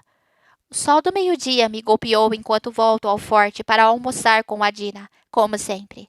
Demora um pouco perambulando pela alameda, comendo uma maçã enquanto a fome corrói o meu estômago. O cheiro salgado de peixe secando ao sol acima das carroças dos comerciantes paira no ar. Crianças correm pela rua, rindo e perseguindo umas às outras. O som de vozes negociando e xingando é como música para os meus ouvidos. Uma que conheço muito bem. Uma faixa grande e colorida atrai o meu olhar, começando a ser erguida sobre a rua lotada, pendurada entre duas lojas por uma larga tixa. O sujeito escala a parede, como se tivesse cola nas mãos e nos pés, o que lhe permite subir facilmente pela fachada lisa. Enquanto ele amarra a corda que prende a faixa, volta a atenção para as palavras escritas no pano verde, em letras grandes e pretas. A sexta edição das provas do expurgo irá começar. Lembre-se do expurgo. Agradeça a peste. Honrar ao seu reino, a sua família e a ti mesmo. Você pode ser o próximo notável vitorioso. Solta uma risada de escárnio, quase engasgando com um pedaço de maçã. Ainda que as provas do expurgo não sejam uma coisa da qual se deva achar graça, não consigo deixar de julgar cômico que sejam consideradas uma comemoração, em homenagem ao grande expurgo que aconteceu há mais de 3 décadas. As provas foram criadas para demonstrar as habilidades sobrenaturais das pessoas e trazer honra ao único reino notável. Eu não diria que assassinar pessoas inocentes traz alguma honra para mim, para o meu reino ou para a minha família. Não que me reste uma família para honrar. E, no entanto, a cada 5 anos, jovens notáveis são escolhidos para competir, e o vencedor leva glória e xelins suficientes para construir o próprio castelo aconchegante e superar os traumas provocados pelas provas. Mas a parte que me deixa tremendo de raiva e de tanto rir é que os notáveis inferiores, com habilidades defensivas e triviais, são levados a acreditar que têm chance de ganhar essas provas deturpadas. Fico subitamente entorpecida, observando os rostos empolgados ao redor, todos se aglomerando embaixo da faixa, rindo e apontando. Somos os primeiros a morrer. Os notáveis que competem não são escolhidos, eles nascem com esse destino. São sempre os de sangue real ou de status mais elevado na escala de poder. Examina a multidão, observando os rostos sorridentes de triviais que serão atirados nas provas apenas por entretenimento, depois que o rei nos permitir escolher quem gostaríamos que nos representasse. Ainda que o rei insista em dizer que o assassinato de notáveis na arena é condenável, não é segredo que a própria morte é uma participante das provas. Adolescentes morrendo parecem tornar as coisas excepcionalmente mais divertidas. E se os notáveis não executarem a matança, o rei mexerá os seus pauzinhos. Abra caminho pela multidão, cada um falando mais alto que o outro sobre quem vai representar a Alameda dos Larápios e o que farão com o dinheiro do prêmio. Em toda a minha vida, houve pouquíssimas vezes em que deixei de invejar os notáveis, mas ao considerar as perspectivas de competir nas provas do expurgo, nunca me senti tão grata por ser uma ninguém e não ter qualquer importância, completamente comum. Capítulo 4. Paging. Você vai comer isso? Indaga Dina, olhando a metade de uma laranja no meu colo enquanto estou sentada com as costas na parede do beco, atrás do forte. Pode pegar. Mal pronuncia as palavras e ela se inclina para pegar a fruta, com o cabelo encaracolado, balançando a brisa fraca, e enfia um pedaço na boca. O imperial que me deu um impressionante tapa com as costas da mão me deixou um lindo presente. O lábio inferior partido, o que dificulta engolir qualquer coisa. Como foi seu dia? Pergunto, girando distraidamente o anel grosso prateado que uso no polegar. O aço frio da aliança do meu pai aperta minha pele, reconfortando-o como sempre. Acho que eu teria a da minha mãe também, se não tivesse sido enterrada com ela quando eu ainda era bebê. Ela morreu por doença. Foi o que meu pai disse. Afinal de contas, ela era uma comum. E aparentemente nós somos humanos mais fracos, mais vulneráveis. Mesmo assim, ele se casou com ela. Amava, apesar de tudo. Protegia, guardava o segredo dela, assim como fez com o meu. A Dina suspira e eu sou trazida de volta ao presente quando ela diz entre as mordidas na laranja. Não posso reclamar. Ah, eu vendi aquela blusa que demorei séculos para fazer. E por 3 shillings. Sabe, aquela verde com decote cavado e bainha recortada. Miro-a com a mesma confusão de sempre, o que ocorre todas as vezes em que ela começa a falar em uma linguagem de costureira. Ah, quando se trata de roupas, você não leva a menor jeito, Pei. Olho para minha camiseta maltrapilha por baixo do colete verde-oliva. Tudo mudou no dia em que a Dina fez o colete cheio de bolsos, sabendo que ele iria servir muito bem ao meu ofício. Foi o dia em que nossa aliança desconfortável começou a se transformar em uma amizade confortável. A Dina bate um dedo nos lábios, pensando em alguma coisa. Aposto que se você tivesse a roupa certa, as pessoas ficariam ocupadas demais te olhando para perceber que estão sendo roubadas. Eu bufo. Prefiro que não reparem em mim enquanto estou cometendo crimes. Parece meio contraproducente. Pego a minha adaga e a enfio na bota, roçando os dedos no cabo de prata cheio de arabescos. É a única coisa que ainda tenho do meu pai, além da aliança, e jamais saio sem as duas. Estou admirando os detalhes sofisticados pela 100ª vez, quando estremeço de repente ao me lembrar de algo. Tenha cuidado hoje, Adina. Por algum motivo, há menos guardas do que de costume. E eu não gosto disso. Só. Luto para encontrar as palavras certas. Só fica atenta para qualquer coisa fora do comum, está bem? A Dina parece ligeiramente incomodada com essa notícia, mas semicerra os olhos de um jeito divertido. É o seu feitiço psíquico avisando de algum perigo potencial? É. A gente realmente precisa trabalhar na sua descrição. Eu suspiro, balançando a cabeça, mas abro um sorriso. Levanto para sair e solto um grunhido quando espreguiço o corpo dolorido. A Dina pega suas roupas, todas variando um tamanho e cores, e dá um adeus relutante antes de voltar para o trabalho, com esperança de vender mais alguma coisa antes do pôr do sol. Vou para a rua cheia de gente, agora iluminada pelo sol da tarde, e parto em direção ao tumulto da feira. Começo pelas coisas fáceis. Primeiro, pego algumas frutas e alguns tecidos, depois fico entediada e parto para itens maiores e melhores. Hoje, o que realmente me interessa é carteiras, relógios e xelins. Espio um homem com cabelo azul escuro que usa um relógio brilhante, adornando o pulso grosso, então decido que ele será meu próximo alvo. Examinando a rua, vejo outros com cabelos de cores diferentonas, salpicando a multidão. Prova de que uma peste que altera os genes humanos pode trazer mais vantagens do que apenas habilidades sobrenaturais. Mas apesar de ter cabelos prateados na cabeça, não tenho nenhum poder para acompanhá-los. Demoro demais para escapar do homem de cabelos azuis, depois de roubar o seu relógio. Não por ter sido pega, mas porque ele insiste em falar comigo. Depois que esbarrei nele para arrancar disfarçadamente o acessório do seu pulso, percebi que o coitado estava louco para fofocar com qualquer pessoa disposta a sorrir e a sentir. Estou pronta para encerrar o expediente mais cedo e considerar a noite razoavelmente bem-sucedida, quando uma figura masculina alta, totalmente vestida de preto, aparece na alameda. Ele anda com um ar confiante muito diferente da postura escolhida, adotada pelo sem-teto, na esperança de atrair o mínimo de atenção possível.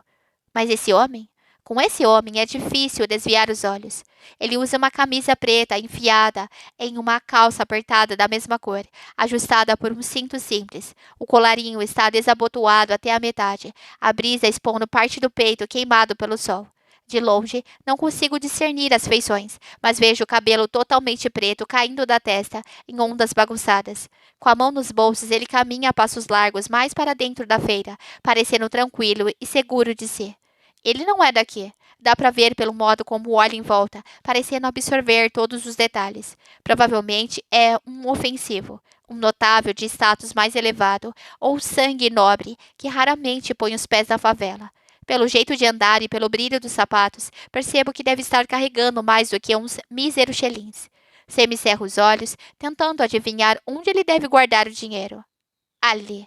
balançando junto à perna, presa no cinto por uma tira. Há uma bolsa do tipo que muitos ilianos usam para carregar dinheiro trocado, especificamente os mais confiantes, já que uma bolsa que não esteja escondida a presa fácil para um ladrão. Presa fácil para mim. Meu último alvo, azarado da noite. É uma sorte que ele seja tão alto, caso contrário eu teria perdido na multidão. Vejo mulheres de todas as idades esticarem o pescoço para espiar, buscando uma visão melhor do estranho bonitão, antes dele se fundir à massa. Abro caminho e o sigo até que ele saia da via principal, junto às carroças dos comerciantes, e entre em uma rua menos movimentada. Solto o cabelo, deixando as ondas compridas saírem sobre os ombros, enquanto entro em outra rua, me preparando para cruzar o seu caminho. O beco pelo qual sigo em zigue-zague me leva ao mesmo local onde o estranho entrou, me permitindo seguir na direção dele. Mantenho o olhar voltado para o chão quando nos esbarramos. Seguimos minha rotina de sempre. Me deixo cambalear para trás devido ao impacto, lutando contra os instintos que gritam, para que eu fique firme. Braços fortes envolvem minha cintura para impedir que eu caia, e a bolsa de dinheiro dele fica aberta e exposta para pessoas da ralé como eu. Segura sua camisa como se estivesse fazendo isso por puro reflexo, para manter o equilíbrio. Realmente eu só precisava de um motivo para ter as mãos tão próximas do corpo dele, sem levantar suspeitas. O esfomeado das Alameda não são assim. O pensamento se dissolve quando levo a mão até a bolsa de dinheiro, deduzindo que há pelo menos 20 shillings pendurados casualmente no cinto do homem. Ele deve ter muita confiança nas próprias habilidades para andar pela Alameda dos Larápios com tantos larápios por aí. Fico tentada a furtar todo o dinheiro e sair correndo, sabendo muito bem que ele me pegaria em 3 passos largos, mas sem saber quando irei trombar de novo em uma oportunidade como essa. Literalmente, me recuso a ir embora sem levar pelo menos metade do que há na bolsa. Mas ele vai sentir a mudança no peso. Se eu levar metade, meus pensamentos não param. Então, distraia-o. Com toda a trama de se desenrolando em questão de instantes, pego metade das moedas rápida e silenciosa e tiro a mão da bolsa com cuidado, enquanto me reequilibro. Então afasto lentamente o olhar do peito dele parcialmente exposto, onde um pedaço de uma tatuagem escura escapa por trás das dobras da camisa. Meu olhar, enfim, encontro o dele. É como olhar para uma tempestade. Os olhos dele têm a cor das nuvens carregadas no céu de ilha, da fumaça soprando das chaminés lá em cima, das moedas de prata roubadas na minha mão. E com os cílios pretos e compridos, contrastando, examina o meu rosto com uma intensidade cinza-aço. O choque faz com que ele arqueie as sobrancelhas escuras e contraia o maxilar marcado, enfatizando seus traços bem definidos. E ali ficamos, encarando um ao outro. De repente, fico muito consciente de todos os lugares em que ele está me tocando. Seus braços fortes continuam envolvendo a minha cintura e meio que me segurando de pé. E seu olhar parece uma carícia por si só. Pigarreio e afasto a mão do seu peito, sentindo o tecido fino amarrotado antes de dar um passo atrás para me soltar dele. Os lábios se curvam e vejo uma covinha na bochecha direita. Sem pressa, ele afasta os braços da minha cintura, me soltando, enquanto segura a bainha áspera do meu colete. Mãos calejadas. Ele é um lutador. Não que eu precise ser psíquica para deduzir isso, seu físico torna óbvio. Tendo em mente que ele é treinado e tem o dobro do meu tamanho, levo despreocupadamente as mãos às costas para esconder a prova do meu crime. As moedas deslizam silenciosas para o meu bolso de trás, enquanto respiro fundo, tentando me controlar. Você sempre cai nos braços de estranhos bonitos ou isso é uma coisa nova para você? A pergunta mostra de novo aquela covinha quando um sorriso se acomoda no rosto dele, revelando dentes brancos alinhados. Não, só dos estranhos convencidos, respondo. Dou um sorriso frio enquanto ele me olha com um ar de diversão, como se eu fosse um quebra-cabeça a ser montado. Distraia-o. Ele ri e passa a mão pelo cabelo cor de ébano, desgrenhando as ondas ainda mais. Os olhos cinzentos examinam os meus quando diz: Bom, parece que eu casei uma tremenda primeira impressão, então. Pois é, digo lentamente. Mas ainda não decidi se foi boa ou ruim. Mantenha a mente dele longe do dinheiro e o foco em você. Ele dá de ombros, enfiando as mãos nos bolsos, a imagem perfeita de uma indiferença descolada. Eu segurei você, não segurei? Agora é a minha vez de rir. Ele inclina a cabeça ligeiramente para o lado, me olhando com um meio sorriso. Chegando mais perto, acrescenta: talvez você devesse considerar esse detalhe antes de decidir. Meu bem. Pelo amor da peste. Um garoto bonito, com palavras bonitas. Perigoso. Ele analisa meu rosto com seus olhos esfumaçados, me decifrando como se eu fosse um enigma. Me recusa a ficar ali inquieta sob seu olhar, então recuo um passo em direção à rua. Vou considerar, meu bem. Prolongo a última palavra, imitando-o com uma risada. O sorriso dele se alarga, mostrando covinhas nas duas bochechas, e me obrigo a ignorá-las quando acrescento. E obrigada por me salvar de cair de cara no chão. Parece que sou amaldiçoada com meu jeito desastroso. Bom, seu jeito desastroso fez com que nos encontrássemos, então eu não chamaria de maldição. Diz ele simplesmente, agora encostado na parede com as mãos nos bolsos. Sorrio, mas não consigo me impedir de revirar os olhos ao mesmo tempo. Vejo o sorriso dele uma última vez antes de me virar e voltar para a Alameda dos Larápios, desaparecendo na multidão. Minha cabeça está a mil, repassando as informações que consegui coletar sobre ele enquanto sigo pela rua. As cicatrizes nos braços e os machucados, recentes no nó dos dedos, foram os detalhes mais intrigantes para mim e quase lamento não poder descobrir a história por trás deles. A ideia de um notável ofensivo ter marcas como essas traz um meio sorriso aos meus lábios, prova de fraqueza. Pega as moedas no bolso de trás, deixando-as tilintar na palma da mão com um sorriso de triunfo. Duvido que ele vá sentir falta. Capítulo 5. Cai. A camisa que visto é áspera e desconfortável, e de repente sinto saudade de quando eu era pequeno e era socialmente aceitável que eu andasse por aí seminu. Apesar de a opinião da sociedade nunca ter me impedido de fazer o mesmo hoje em dia. Depois de calçar um dos meus únicos pares de sapato, que não estão sujos de lama, vou até a porta. Passo pelas prateleiras desarrumadas que ameaçam desabar com o peso do excesso de livros, pela escrivaninha lotada de documentos que estou evitando e pela cama de dócil encostada na parede. Motivo de várias topadas com o dedão e xingamentos incessantes. Suspirando, fecho a porta para me isolar no conforto do meu quarto, desejando desesperadamente poder mergulhar na cama e dormir até o amanhecer.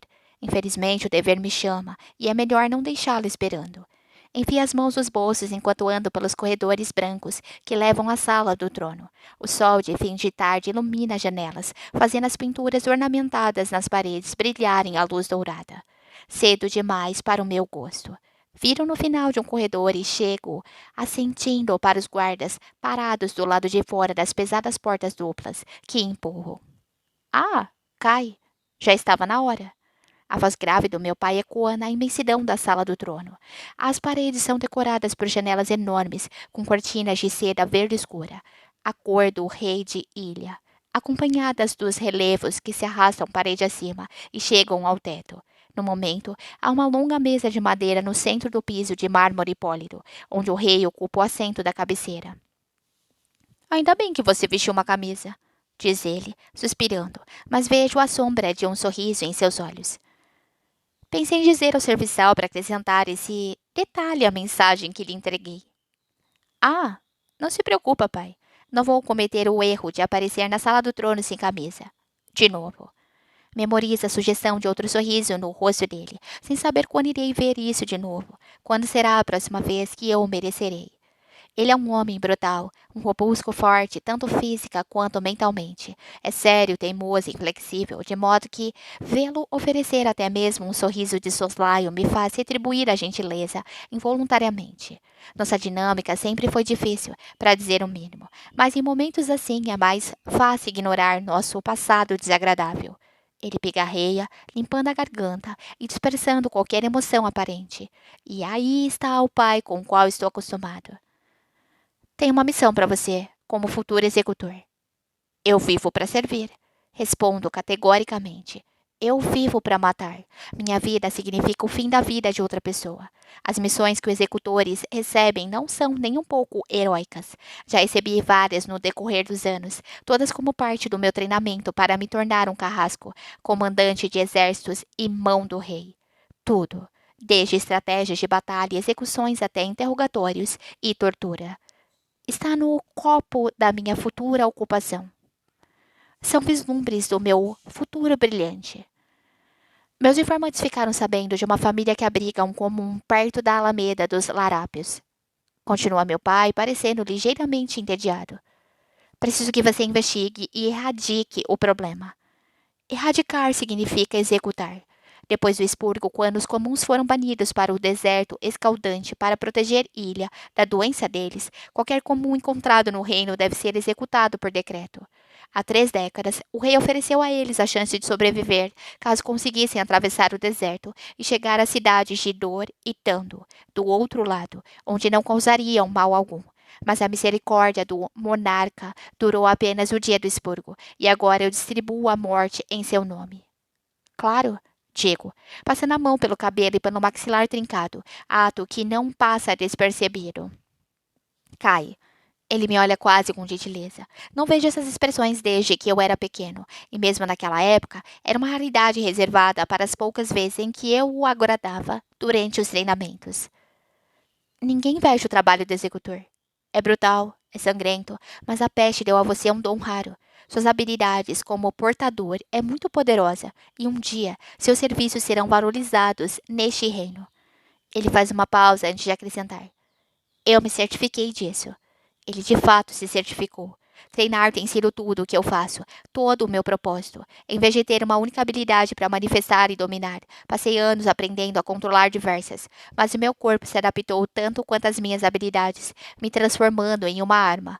O modo de usar cada item disponível no meu arsenal para matar foi enraizado no meu cérebro, um reflexo que aprimorei.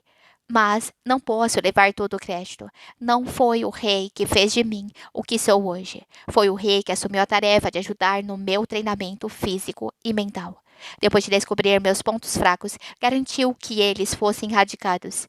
E ainda que eu tenha aprendido a bloquear a maioria das lembranças do treinamento que suportei na infância, não tenho como ignorar a imagem do rosto frio do meu pai, junto das mesmas palavras arrepiantes que escutei durante toda a minha vida. Se você não puder suportar o sofrimento, não será capaz de administrá-lo. Lutei em batalhas, conduzi interrogatórios e infligi torturas, enquanto Kit participava de incontáveis reuniões, elaborava tratados e passava os dias ao lado de um rei mais gentil do que esse à minha frente. Os dias do meu meio-irmão foram preenchidos por educação, orientação e um tempo muito mais agradável passado com um pai que ele tanto ama. Por ser o herdeiro do trono, Kit sempre foi cuidado e protegido, e até mesmo levá-lo para o pátio de treinamentos, quando éramos pequenos, causava alvoroço. Quando volto meu olhar para o rei, seus olhos verdes já estão fixos na minha direção, os olhos de Kit.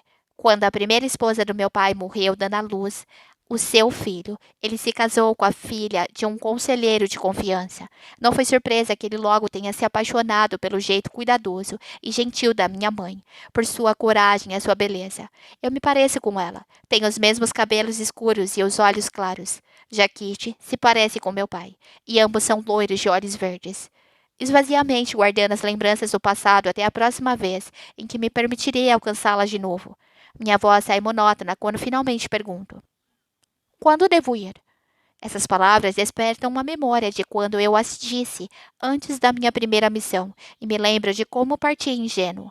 Sem saber que estava prestes a me tornar um assassino, sem saber que veria um homem desabar no chão, em uma poça do próprio sangue.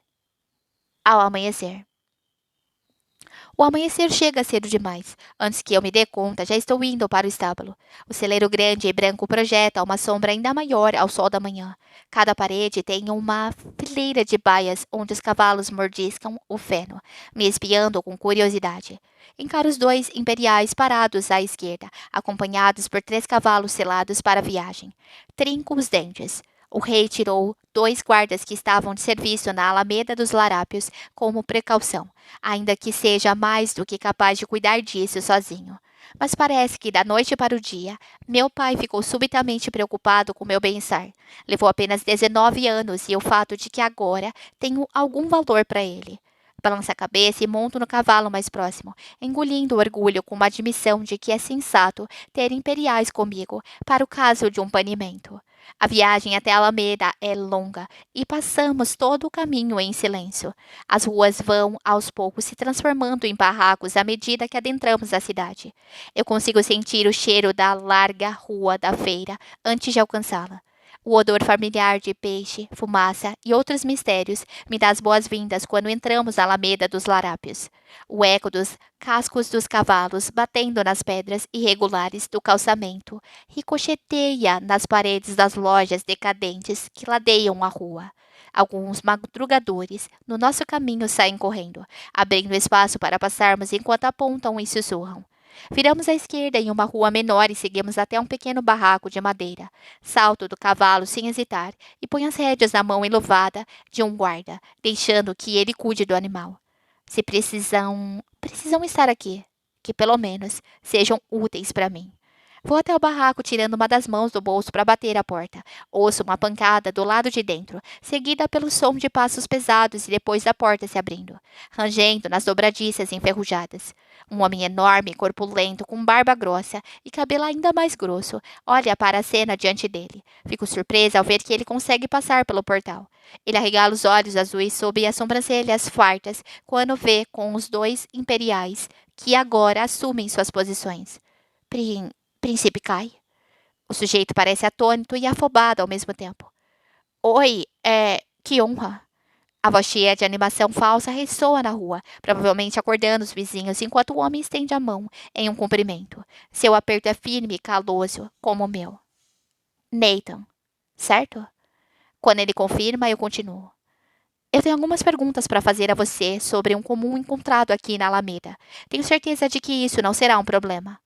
Observo, buscando alguma indicação de que ele sabe do que estou falando. Nada. Seu rosto permanece absolutamente inexpressivo. Posso entrar? Não é uma pergunta, e ele sabe disso. Já estou com um pé na soleira antes que Nathan se afaste da porta. A casa não é maior do que o meu quarto no palácio. Em um lado vejo camas pequenas unidas em uma fileira torta, encostada na parede. No outro, vejo a cozinha, equipada com uma pia velha, um balcão de madeira quebrado e uma mesa grande cercada por dois garotos de olhos arregalados e uma mulher. Um tapete grande e desbotado une os dois lados do ambiente. Há uma única decoração e um único ponto de cor na casa. Nathan pigarreia. Esta é a minha esposa, Laila. A mulher abre um sorriso caloroso, os dentes brancos contrastando com a pele escura, e espia os imperiais inquietos atrás de mim. E estes são os nossos filhos, Marcos e Cal. Neita aponta para as duas crianças. Marcos fita a mesa fixamente, sem arriscar uma olhadela, enquanto o irmão mais novo, Cal, fica curioso demais para impedir que os olhos encontrem os meus. Estendo o meu poder, me certificando de que nenhum deles é comum, escondendo-se à plena vista. Minha habilidade de portador é especialmente útil no papel de executor, tornando o trabalho muito mais fácil e eficiente. Nathan é um robusto, o que não me surpreende nem um pouco, já que ele é uma montanha em forma de homem. Consigo sentir o poder de Laila como curadora, borbulhando no sangue como champanhe, e Marcos e Cal possuem poderes triviais. Marcos é um detector, capaz de identificar mentiras e blefes, e Cal é um intensificador, com sentidos aguçados. Você sabe por que estou aqui? Digo com frieza. Vocês viram ou ouviram alguma coisa sobre um comum escondido na área? Não, senhor, responde Laila com a voz suave, mas firme. Meu olhar percorre a casa de novo, parando na pia. Tigelas ainda pegajosas com migal estão espelhadas dentro dela. 5. 5 tigelas quando só existem 4 bocas para alimentar. Interessante. Bom, então vocês não se importam se eu der uma olhada por aí, certo? De novo, não é uma pergunta. Ando casualmente pelo barraco, parando de vez em quando para examinar alguma coisa com mais atenção. Sinto os olhares dos imperiais e da família queimando minhas costas, enquanto me demoro dando uma olhada na casa, com as mãos casualmente enfiadas nos bolsos. Nada parece fora do normal. Estou pronto para considerar que esse é um beco sem saída e um desperdício de tempo, quando piso no meio do tapete estampado, desbotado por anos de pisadas. Um rangido soa sob meus sapatos. Paro e mudo o peso do corpo de um pé para o outro, prestando atenção ao som de novo. Sem dúvida, a madeira geme outra vez embaixo do tapete. Interessante. Ainda que o rosto de Neita permaneça inexpressivo, o sangue parece ter sido drenado das suas bochechas, deixando com uma palidez fantasmagórica. Levantem o tapete. Ordeno secamente aos guardas, sem afastar o olhar da família. É então que identifico uma emoção com a qual estou familiarizado demais e costuma acompanhar a minha presença. Medo.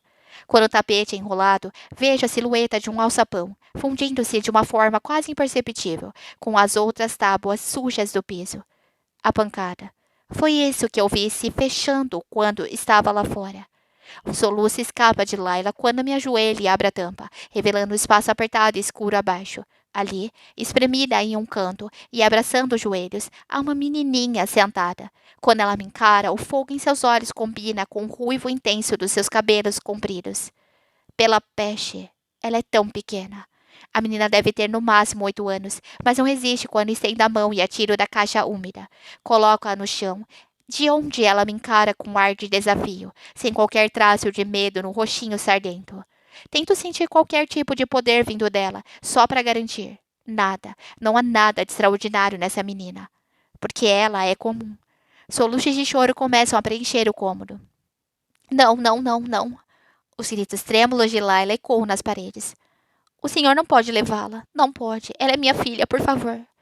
Os imperiais ficam entre mim e a família inconformada, mas eu empurro e passo por eles irritado. Agora os dois garotos estão em prantos, abraçando as pernas da mãe, e Neita parece aturdido, com lágrimas silenciosas escorrendo pelas bochechas e pela barba embaraçada.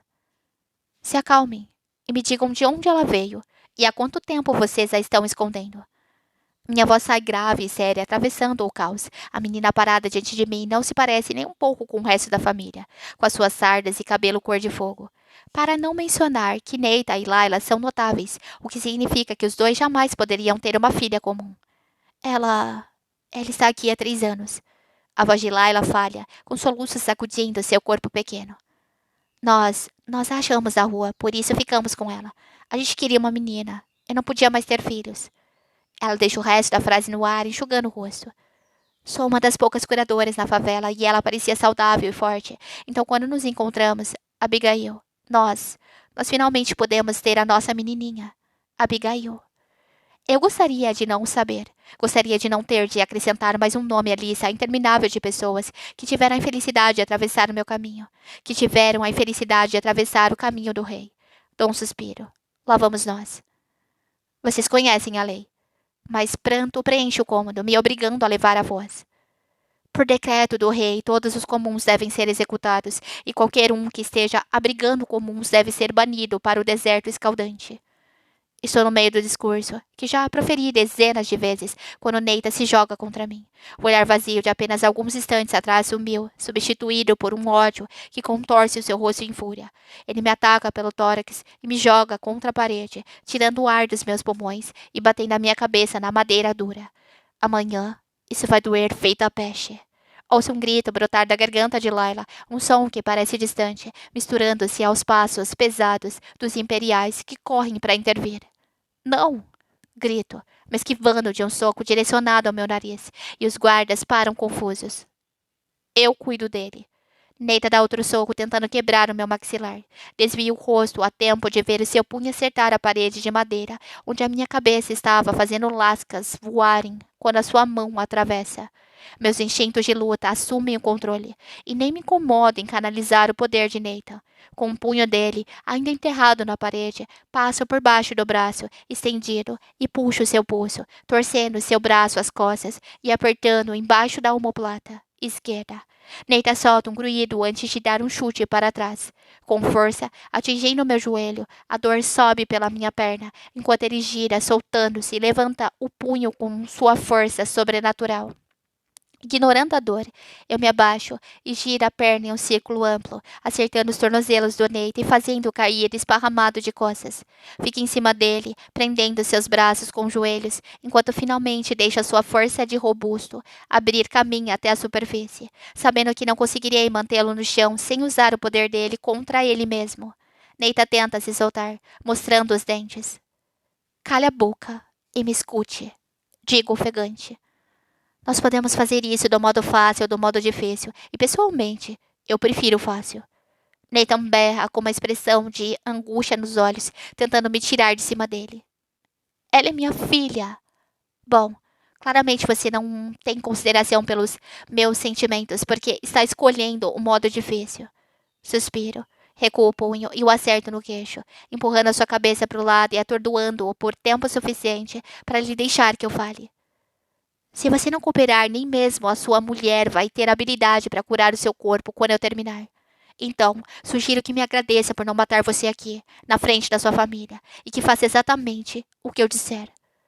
Neita fica imóvel, com a vontade de lutar parecendo sumir dos olhos. Saio de cima dele e me agacho, olhando seu corpo derrotado. Agora, levante-se antes que eu mude de ideia. Murmuro, me levantando. Quando ele não se mexe, acrescento. A paciência é tão desconhecida para mim quanto a misericórdia. Portanto, se eu fosse você, não testaria a sorte. Diante disso, ele se levanta e vai para a frente da família, amontoada, bloqueando a passagem, como se os protegesse contra o monstro. Mantém um olhar fixo neles, observando as lágrimas que escorrem pelos seus rostos, os soluços que passam pelos seus lábios, enquanto rosnam ordens para os imperiais, que se apressam em obedecer, amarrando os prisioneiros. Fiquem nas ruas secundárias. Sem dúvida estou de bom humor hoje. Estou me sentindo misericordioso, por assim dizer. Acrescento, casualmente, as palavras saindo carrancudas. De modo que eu preferiria não ter plateia. Os imperiais resmungam concordando e sorriem ligeiramente com a minha ideia de misericórdia. Em minutos, Nathan, Lila e os dois meninos estão amarrados, arrastando os pés atrás dos cavalos. Eles viram as cabeças, com o ódio ardendo nos olhares, enquanto vem Abigail ser segura e firmemente amarrada por mim. Eles sabem o que acontece agora. Minha reputação é conhecida. Histórias do monstro assassino são sussurradas pelas ruas. Essa é a parte em que eu mato a comum, enquanto os imperiais escoltam os criminosos até o deserto escaldante, onde eles provavelmente irão acompanhá-la para a morte. Com calor insuportável durante o dia e as temperaturas congelantes à noite, não é fácil chegar ao outro lado, onde ficam as cidades de dor e Tando. Isso sem contar que acabei de conhecer essa família, a tentar fazer essa travessia sem suprimentos, sem comida, sem água e sem esperança. É uma morte muito mais dolorosa do que a sua filha comum irá sofrer. Por favor, eu imploro, por favor, poupe a menina. Lali está gritando para mim, entre os soluços, enquanto arrasta os pés nas pedras do calçamento atrás dos cavalos. Ela é só uma criança. O imperial se vira para trás na cela e lhe dá um tapa no rosto, interrompendo o pedido. Cala a boca, favelada. Afasta o olhar da cena, puxando a garota para longe. Suas vãs tentativas de se soltar seriam cômicas, se não fosse pela situação crítica em que estamos. O comum está estranhamente quieta para uma criança sendo arrastada para a própria morte. A esta altura, a maioria estaria gritando, implorando e barganhando pela vida. Mas a luta da menina é silenciosa e o seu olhar é profundo. Mantenho os olhos atentos aos becos vazios por onde passamos, me perguntando até que ponto uma pessoa precisa estar familiarizada com a necessidade de esconder tudo o que é para chegar a esse ponto, ocultando as emoções até mesmo diante da morte. Sigo por um beco escuro, ainda intocado pela luz fraca do sol, que começa a pintar o reino de dourado. A comum. Abigail se retorce tentando se soltar pela 10ª vez. Olho para ela e digo com uma diversão na voz. Você é uma coisinha persistente, não é? Ela bufa, o que faz seu cabelo de fogo se agitar em volta do rosto e dá um chute no meu tornozelo. Eu ficaria impressionado com a sua forma física se não fosse pela frustração crescente. Então me abaixo na frente dela de modo a encarar seus olhos verdes. Só quando ela levanta a perna para me chutar mais uma vez é que digo baixinho. Eu não faria isso se fosse você. A menina pisca e justo quando acho que aceitou meu aviso, ela pisa no meu pé e tenta em vão soltar o braço. Então começa a gritar, sacudindo-se em uma tentativa de se livrar.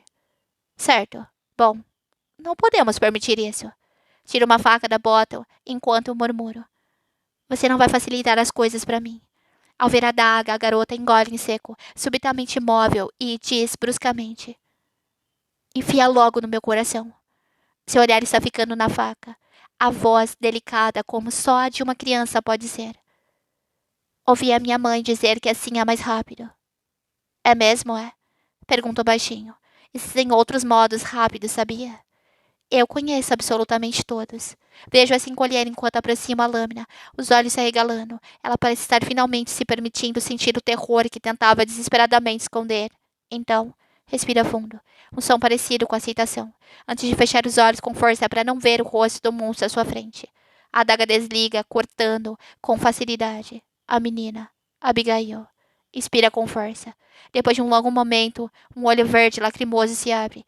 Abigail pisca enquanto a corda escorrega de seus pulsos, ralados e cai aos seus pés.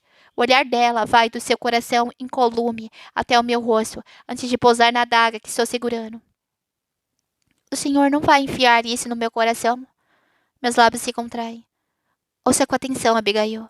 Eu cortei a sua corda, então agora você precisa me fazer um favor em troca. Preciso que você fique quieta e pare de lutar. Examine o rosto dela antes de perguntar. Entendeu?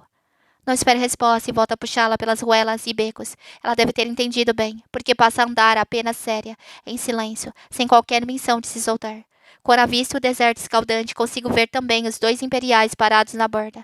Eles não prestam atenção alguma à família que adentra o deserto e que deveriam estar vigiando, agora apenas figuras turvas, salpicadas na areia. Espio por trás de uma parede do beco, escutando a conversa dos imperiais. Em pouco tempo, eles dão de ombros e voltam os olhares na direção da rua. Típico. Eu estava contando com a preguiça previsível dos guardas e sua incapacidade de terminar as tarefas, e não queria que os banidos fossem obrigados a desfilar pelas ruas, como geralmente acontece, porque nesse caso teria uma multidão testemunhando a minha traição. Depois que eles passam por nós, seguimos na direção da areia. A família está muito à frente, e como também estou me sentindo meio preguiçoso, me estico e agarro a habilidade de relâmpago de um dos imperiais. Logo ele estará fora do meu alcance, por isso me apresso pegando a menina e correndo para o deserto. Conseguimos chegar praticamente na mesma hora em que a habilidade de relâmpago me abandona. Nathan leva um susto ao nos ouvir atrás dele e se vira, com os olhos arregalados ao ver Abigail no meu colo. Laila corre na nossa direção e em instantes abraça a menina, com a família inteira cercada, as duas. Eles soluçam em prantos e eu fico de lado, remexendo os pés na areia abraçadora, que começou a escorrer para dentro dos meus sapatos. Então eles se viram para mim, os olhos arrebentam mais do que o sol sobre nossas cabeças. Nathan só diz duas palavras, com a voz grave e cheia de ódio. Por quê? Pego a minha adaga e corto a corda que prende os pulsos dele em um movimento rápido, encarando enquanto digo. Eu não mato crianças. Hipócrita. Como se não fosse exatamente isso que estou fazendo. Na verdade, só estou prolongando o inevitável, mas pelo menos todos estarão juntos no final. Uma falsa misericórdia do que só concedo às crianças. Ando pela fileira de prisioneiros atônitos, soltando as mãos de todos. Olho nos olhos de cada um, a maioria ainda brilhando com lágrimas, antes de me virar para a menininha, a comum. Abigail. Me aproximo lentamente dela e me abaixo sobre um dos joelhos, afundando na areia quente para ficarmos na mesma altura. Mesmo em silêncio, seus olhos dizem mais do que o suficiente. Ela é apenas uma criança, e, no entanto, vejo uma determinação devastadora por trás do seu olhar. Talvez não seja preciso ter um poder para ser poderosa. Enfia a mão no bolso, pegando um pequeno canivete. O cabo branco está gravado com arabescos dourados, mas a pequena lâmina é afiada. Entrego a ela. Toda garota merece ter alguma coisa tão bonita e fatal quanto ela mesma. Digo, instigando-a a segurar o canivete. Ela me espia com cautela, antes de estender a mão e pegá-lo. Use com sabedoria. Aliso meus cabelos enquanto me levanto, com um suspiro. De acordo com as nossas leis e por decreto do rei Edric, estou banindo-os do reino de Ilha por seus atos de traição. Com isso, vejo Neita passar o braço em volta da esposa. Kerr, por sua vez, estende um braço para juntar os filhos. Eles se viram como se fossem um só, e eu assisto enquanto caminho em direção à sua ruína. Capítulo 6. Cai. Apesar do joelho inchado gritando em protesto, me obrigo a andar normalmente. Quando volto à Alameda dos Larápios, o fim da tarde envolveu a rua em uma luz calorosa. Sempre gostei daqui. Não há nada de grandioso nas favelas de Ilha, mas é um lugar revigorado, como o palácio abafado jamais poderia ser. Olho por todos os lados enquanto vou andando pela multidão de pessoas vendendo, xingando e comprando. Paro por um momento para absorver as imagens e os cheiros, e nenhum deles é muito agradável. Tudo aqui é opaco, sem cor. Os estandartes, a comida, as pessoas. Ao meio-dia, a rua sempre cheira a corpos suados e comida questionável. Mas apesar de tudo isso, a Alameda dos Larápios está cheia de vida. Os vários passantes me empurram e me puxam em diferentes direções, como uma correnteza humana, e luto para escapar de onda da gente. Por fim, me livro e entro em uma ruela menor e os menos movimentado, onde pessoas sem teto se agacham junto às paredes, algumas pedindo dinheiro enquanto outras usam seus poderes para se entreter.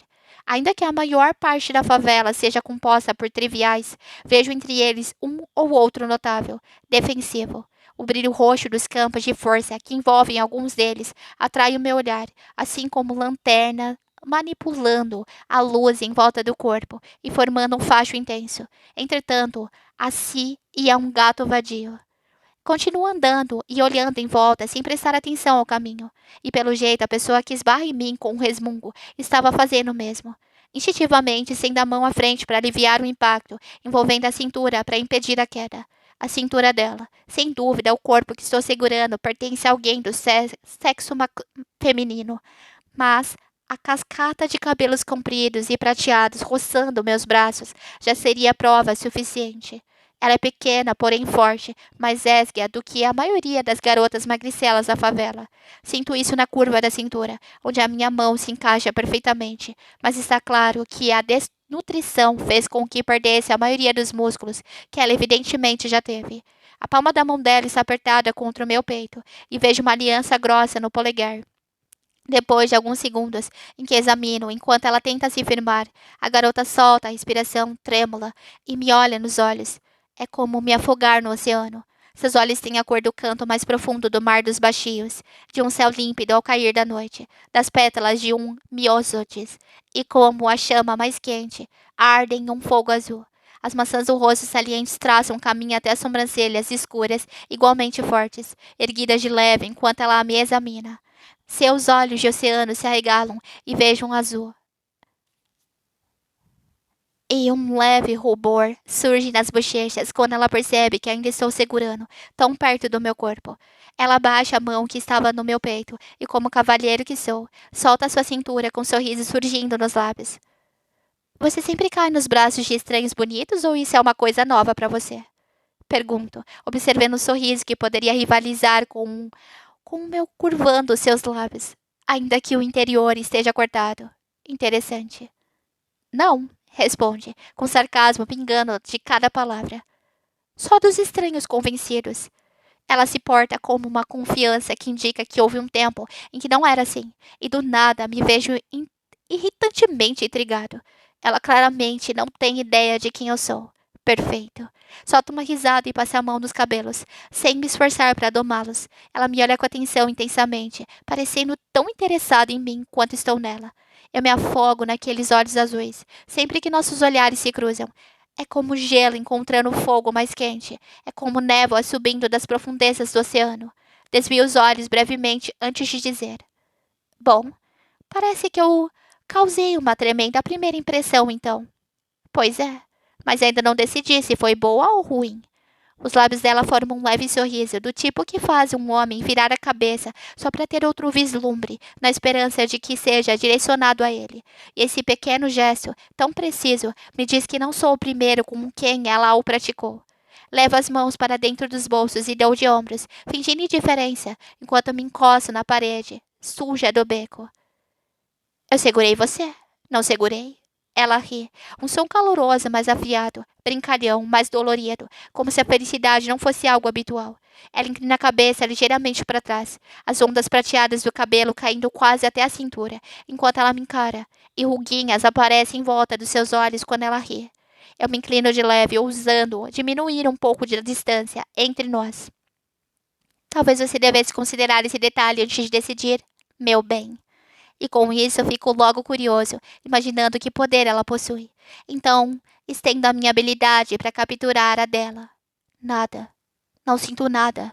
Examino o rosto dela enquanto tento e de novo sentir o seu poder.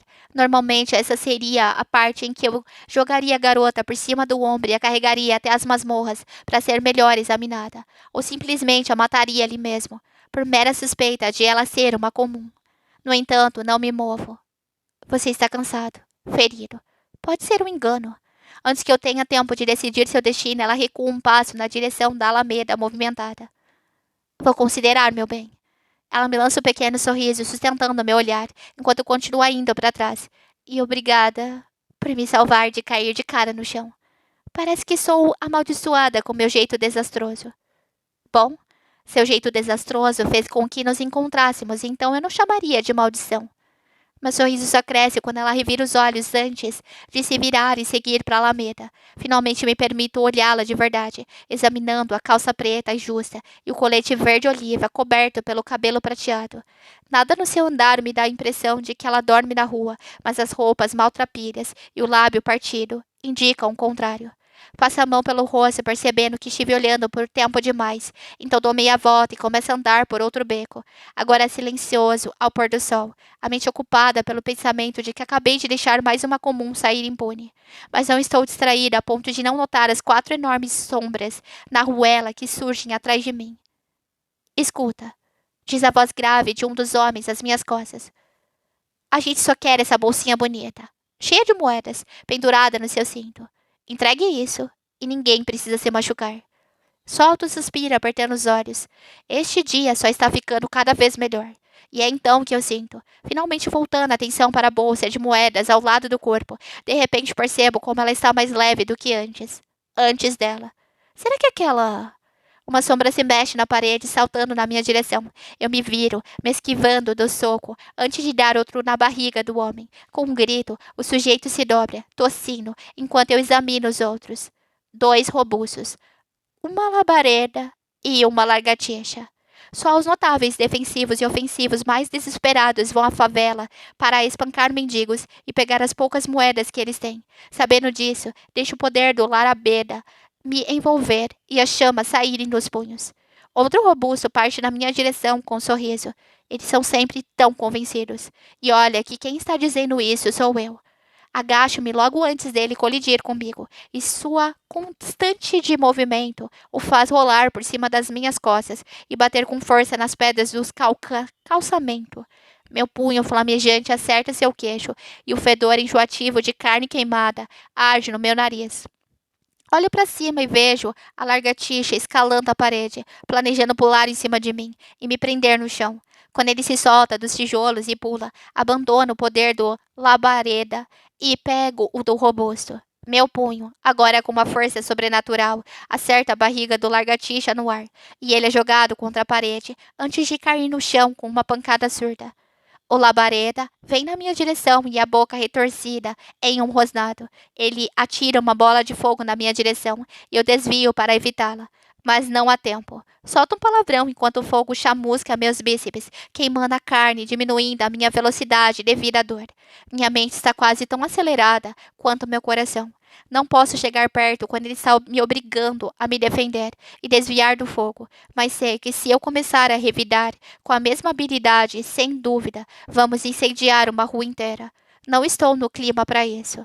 Deixo o poder do largatixa rastejar literalmente até a superfície antes de pegá-lo, enquanto desvio das bolas de fogo, subo pela parede do beco e rastejo ao longo do prédio até estar paralelo ao sujeito.